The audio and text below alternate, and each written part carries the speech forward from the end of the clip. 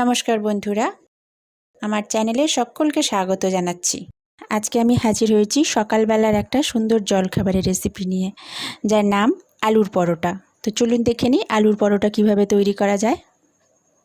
এবার প্রথমে গ্যাসে কড়াই চাপিয়ে কড়া গরম হলে তেল দিয়ে, সাদা তেল দিয়ে তেল গরম হলে কুচি কুচি করে কেটে রাখা পেঁয়াজ কুচি,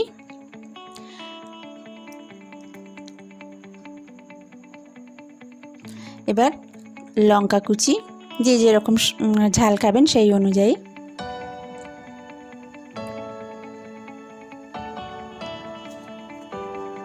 তারপর ছোট করে কুচিয়ে নেওয়া টমেটো কুচি, এগুলো দিয়ে একটু ভালো করে তেলে নাড়াচাড়া করে নিতে হবে।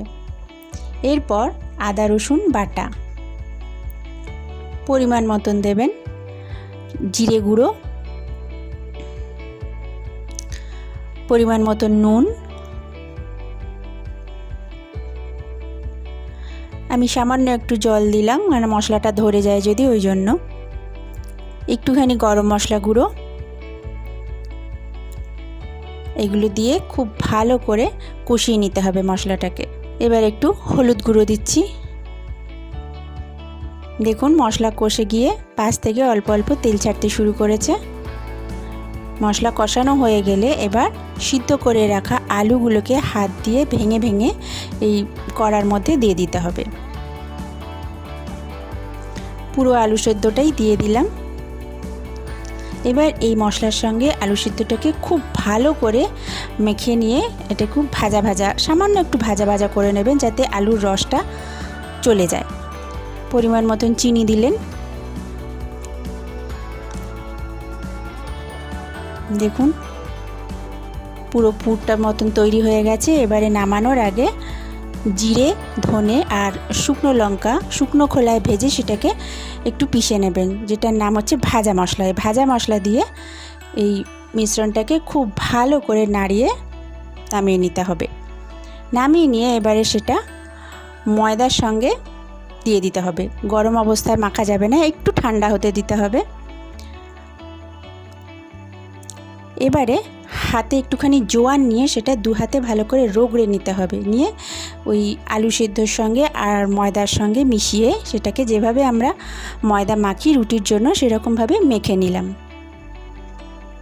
এইবারে হাতে একটু তেল লাগিয়ে, যেমন করে আমরা রুটি বেলার লেচি কাটি ওই রকম কেটে নেব, তবে আলুর পরোটার লেচিটা একটু মোটা মোটা হবে। এই রকম এইভাবে চারদিক চ্যাপটা করে নিয়ে এবার পরোটা বেলবো। খুব বেশি পাতলা করবেন না, আলুর পরোটা একটুখানি মোটা আর ভারী হয়। অল্প অল্প আটা দিয়ে বেলে নিচ্ছি, ব্যাস তৈরি হয়ে গেল।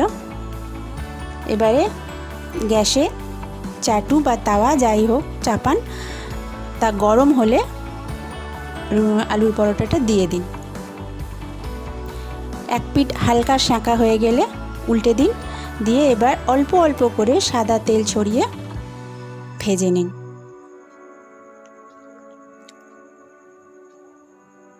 উল্টে দিলাম, পরের পিঠে আবার একটু তেল লাগিয়ে দিচ্ছি।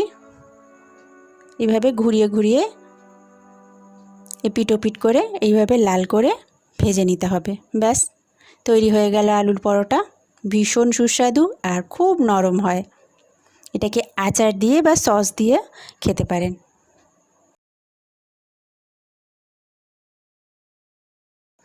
তাহলে আমার এই রেসিপিটা যদি আজকে আপনাদের ভালো লেগে থাকে তাহলে একটা লাইক অবশ্যই দেবেন। আর যারা এখনও আমার এই চ্যানেলটিকে সাবস্ক্রাইব করেননি তারা প্লিজ সাবস্ক্রাইব করুন। ধন্যবাদ বন্ধুরা।